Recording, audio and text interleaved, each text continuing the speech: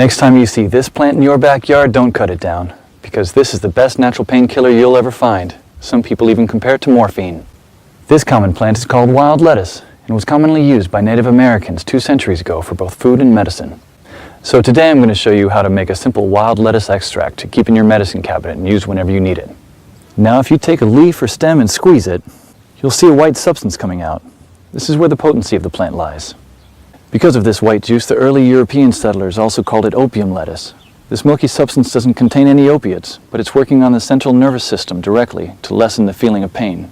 Nowadays, many people are turning their attention back to this lost knowledge and use it as a replacement for addictive prescription pain medicines. So let's avert our gaze from our modern survival thinking for just a bit and look at how our great-grandparents did it 150 years ago.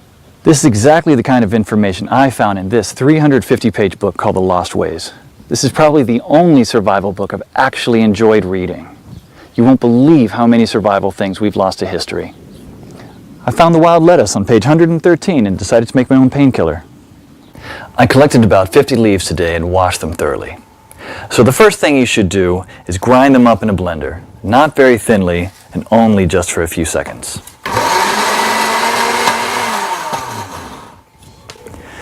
Place the ground leaves into a wide pot and add just enough water to cover them.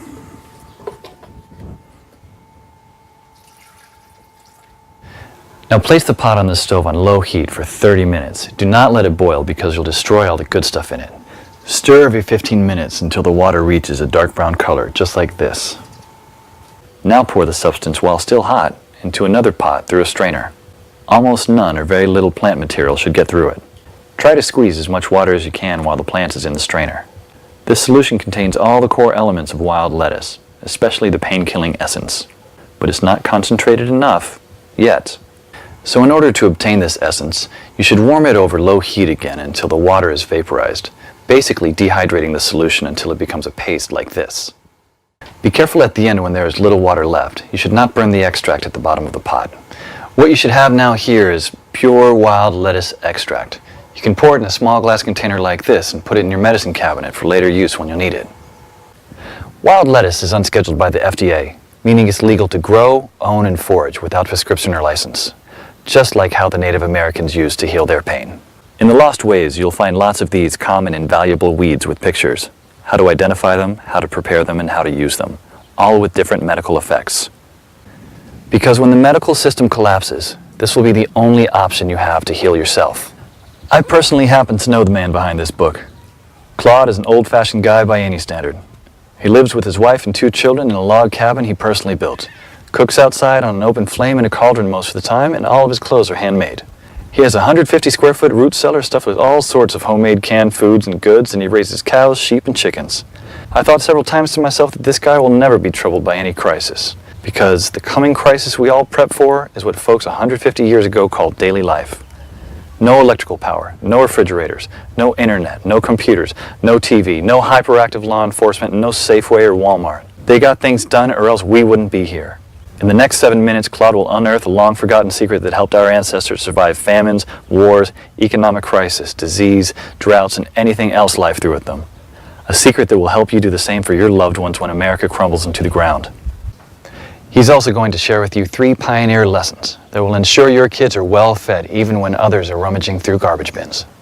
In fact, these 3 old teachings will improve your life just as they did for me, immediately once you hear them.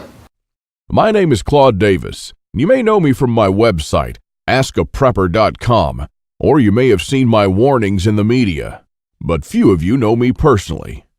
My story is emotionally heavy, with struggles and disappointments, but also with a faith in God and a strong will to survive that finally led me being here. So pay close attention, because this video will change your life for the good. Lesson number 1, don't take anything for granted. My grandparents from my father's side came to America from Ukraine just before the Second World War and started a small farm in Texas where I grew up without missing a thing. But my grandfather wasn't so lucky. When he was only 12 and still in Ukraine, he survived one of the most horrific famines. Of the 100 families that lived on his street, only 20 survived. So what you're about to hear is a real recollection, as it was written in a personal journal just after the crisis by one of his neighbors. Where did all the bread disappear? I do not really know. Maybe they've taken it all abroad. The authorities have confiscated it, removed it from the villages, loaded grain into the railway coaches, and took it away someplace. They've searched the houses and taken away everything, to the smallest thing. All the vegetable gardens, all the cellars were raked out, and everything was taken away. It was so dreadful that every day became engraved in my memory. People were lying everywhere as dead flies. The stench was awful. Many of our neighbors and acquaintances from our street died. We tried to survive the best we could. We collected grass, goosefoot, burdocks, rotten potatoes, and made pancakes, soups from putrid beans or nettles, collected clay from the trees and ate it, ate sparrows, pigeons, cats, and dogs. When there were still cattle, it was eaten first, then the domestic animals. Some were eating their own children. I would never be able to eat my child. One of our neighbors came home when her husband, suffering from severe starvation, ate their own baby daughter. This woman went crazy. Another neighbor wrote a petition to the authorities, and here's just a paragraph from that. Said, "Please return the grain that you've confiscated from me. If you don't return it, I'll die. I'm 78 years old and I'm incapable of searching for food for myself." And of course, nobody cared. In a crisis, it's everyone for himself. Although in many cases, families did still remain families. But just after the winter, when there's absolutely nothing to eat, my grandfather, together with his mother, went to the nearest town where the government had established a soup kitchen. Unfortunately, the 25-mile journey was too much for his mother. After just 5 miles, she couldn't walk anymore. My grandfather noted in his journal, "Mother said, save yourself, run to town." I turned back twice. I could not bear to leave my mother, but she begged and cried, and I finally went for good. Now, I don't know about you guys. I'm a father myself, and when I read these things, I burst into tears. Now, please allow me to take a wild guess here, without getting mad at me. Your life's not perfect, but at least you have a computer or a mobile device to watch this video on. Your fridge is probably half full, and while you have your problems, starvation is not one of them. And even though your job or retirement could be more enjoyable, you probably have enough money to at least get by. And that's great. But make no mistake taking this for granted. History has shown us many times that it can all fly away in a split second. The biggest misstep that you can take now is to think that this can never happen in America or to you. All that my grandfather and our ancestors who came here and formed America lived through would be in vain without lesson number 2.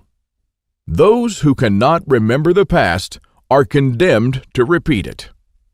Now, call me old-fashioned, I don't care, but I completely believe in America and what our ancestors stood for. They all had a part in turning this land into one of the most powerful countries in the world. Many died and suffered before a creative mind found an ingenious solution to, maybe, a century-long problem. Now, believe it or not, our ancestors' skills are all covered in American blood. And this is why these must be fought for, protected, and handed on for them to do the same for our children and our children's children. But now, my friends, we're sitting on the edge of oblivion. Our fathers and grandfathers were probably the last generation to practice basic things like building a root cellar or making pemmican. Our ancestors laid the bricks and built the world's strongest foundation that we're about to irreversibly forget. And we're going to pay the ultimate price for this, because if you have a big, strong house with a weak foundation, it doesn't matter if it looks nice on the outside. The next flood will sweep it away. And that is exactly what will happen to most Americans in the coming crisis. So here we are, human beings in the 21st century, several lifetimes and a world away from our grandparents and their ways. Have we become better at living? I think not. I watch as we have become ever more expectant that the world owes us a living. Consumerism has reached epic proportions, and people feel aggrieved if they don't own the latest gadget. The truth is, we never have been more disconnected from life, from the world, from the soil, from the trees, and from our own souls. We're straying away from our roots on a dangerous road from which there will be no turning back. And the good and the bad news is that we're the last generation that can truly do something about it. We no longer know how to live without refrigerators, without cars, without phones, without supermarkets. What will you do tomorrow if you simply are unable to buy things? I sometimes think that we're kidding ourselves with our bug-out bags and with our 3-day food rations. Wouldn't we be better off looking at what the pioneers took with them when they traveled from Independence, Missouri all the way to Oregon City? Game meat was unreliable even then, so don't think that they made this 5-month journey counting only on that. If your life depended on this, what bug-out bag would you take with you? I know I'd stick with whatever the pioneer had with him. He had to travel weeks on end without much help while taking cover from some native tribes at the same time. And this is just a small, tiny example. I don't want to see our forefathers' knowledge disappear into the darkness of time. And if you care about your family and what America stands for, then neither should you. This is the third and most important lesson of all. It's always up to you. Now, I believe in God and in the power of free will, and I believe that you are the only one in charge of your destiny, and that you're constantly making decisions that shape the rest of your life.